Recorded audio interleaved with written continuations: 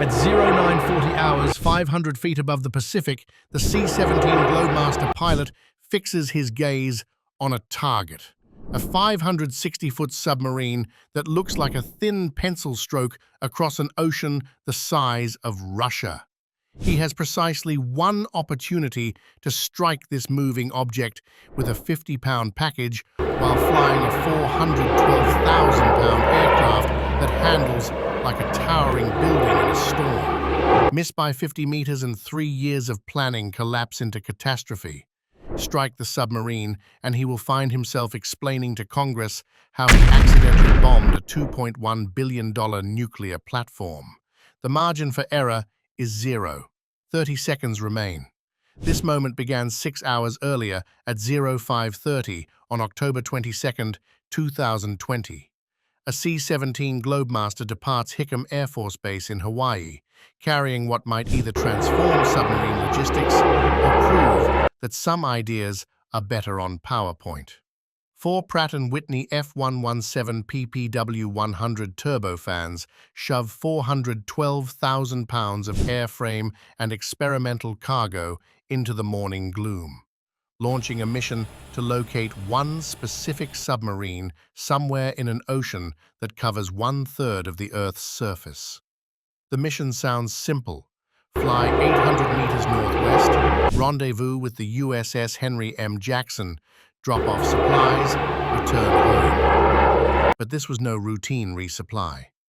Their objective was a 560-foot submarine that had been submerged and drifting for 6 hours, keeping radio silence while Pacific currents pushed her miles from any predictable point.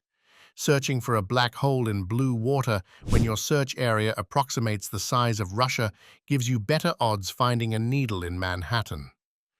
As the C-17 approaches the sub's last known coordinates, its AN/APS-133 maritime search radar begins painting surface contacts out to 250 nautical miles. Watch the radar operator's screen as green blips cascade across the display like digital rain.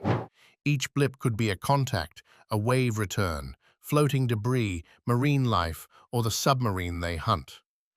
Distinguishing a submarine's minimal surface signature from wave clutter demands pattern recognition earned over years of scanning hostile seas.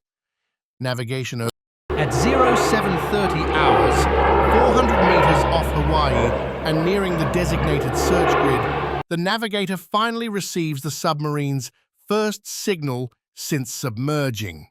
The burst lasts just 1.3 seconds, barely enough time to transmit new coordinates, confirming that the Henry M. Jackson has drifted 4.2 nautical miles northeast of her intended position. Such displacement isn't unusual for a submarine holding station without propulsion, but it's sufficient to wreck the crew's original search plan. The approach is recalculated while the radar operator widens his sweep pattern. The Henry M. Jackson has been intentionally erratic in her drift to avoid leaving any predictable trail for enemy forces. Excellent for stealth, disastrous for anyone trying to locate her with a cargo jet. Inside the cargo bay, the experimental package rests, lashed down with simple straps, 50 pounds of, "Let's see if this works." It's wrapped in waterproof layers and strapped into a Type 4 personal flotation device, giving it the look of a vacationing suitcase. No GPS tracker, no electronic beacon, no advanced recovery hardware. That absence is by design. Complicated systems fail. Buoyant foam does not. At 0915 hours, the radar finally registers what they've been chasing. A faint, flickering contact appears precisely where the submarine's coordinates suggested, almost indistinguishable from sea clutter, yet showing the steady return of something solid rolling on the swells. The signal vanishes for several cycles as waves bury the hull, only to return stronger when the sub adjusts her trim. The pilot banks toward the faint mark, while the crew steels themselves for what lies ahead. No one has ever attempted to resupply a submarine using a heavy strategic airlifter. There are obvious reasons. The C-17 was engineered to haul tanks onto runways, not drop packages onto submarines. But if successful, it could rewrite submarine logistics entirely. Locating the target was only step one. Now came the precision strike. At 0925 hours, the C-17 commits to what pilots generously label an uncomfortable dive, leveling at 500 feet above the Pacific. At this height, the enormous transport stops behaving like a conventional airplane and begins to wallow like a 412,000-pound aluminum leviathan with lousy handling. The pilot eases the throttles back and immediately learns why the flight manual sternly warns against low-altitude runs over open water. The aircraft answers control inputs like a dump truck trying to race at the Indy 500. Beneath them, the USS Henry M. Jackson appears as 560 feet of black steel carving through Pacific swells. Her hydrodynamic hull, built to slip through water with minimal drag, presents a target about as wide as a two-lane road. Now add the fact that both platforms are in motion, the ocean is doing whatever it wants, and the scene looks less like a military operation and more like attempting darts during an earthquake, and it deteriorates from there.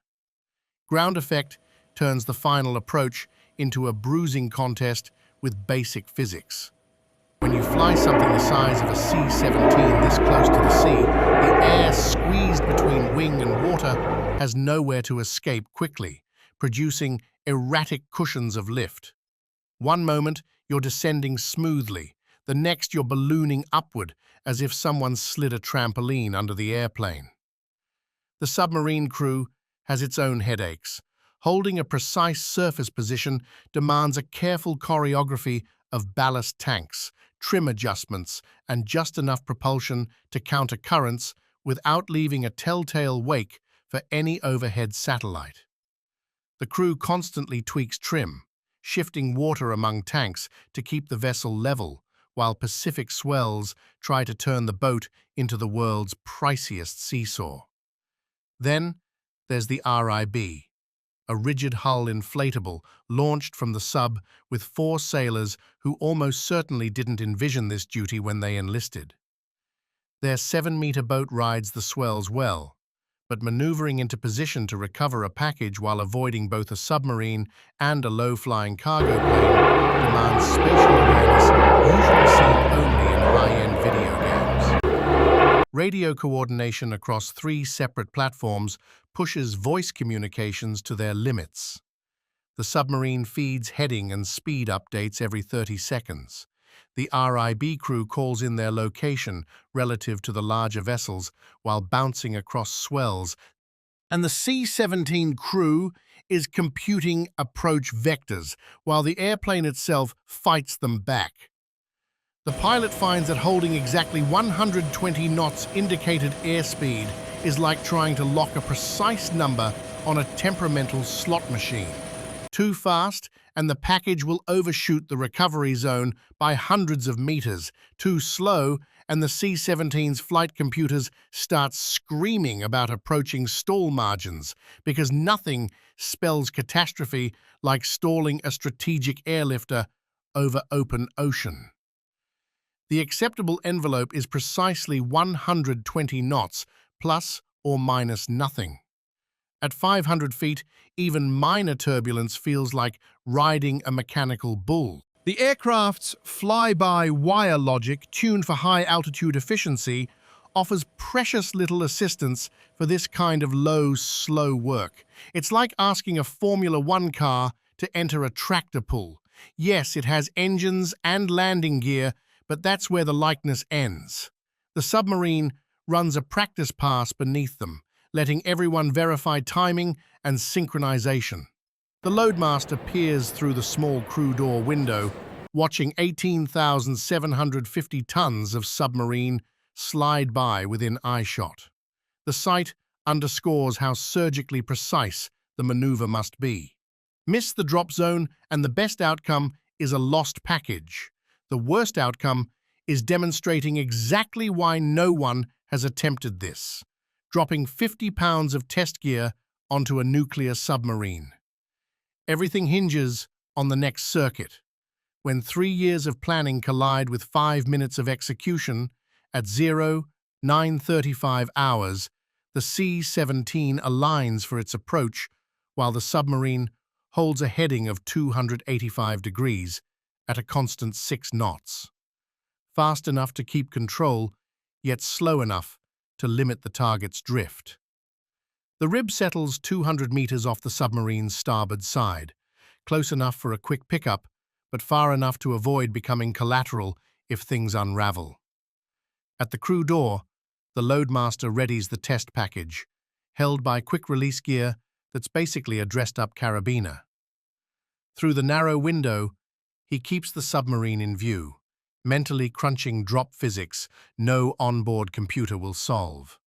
This is pure instinct math, estimating the lead angle needed to land 50 pounds of hope inside a moving target zone scarcely bigger than a basketball court. Inside the C-17, the pilots battle to hold flight parameters that feel absurdly exacting for a machine of this size. Airspeed must hold at 120 knots, not 119, not 121.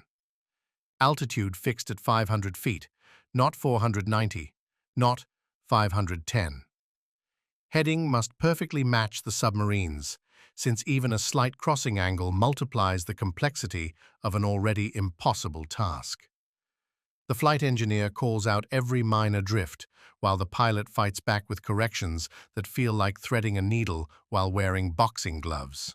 On final approach, the pulled 50 pounds of experimental optimism tumble from the aircraft, beginning its descent toward either success or a formal inquiry. The package plummets with all the elegance of a concrete block, wobbling as air resistance and gravity wrestle for control.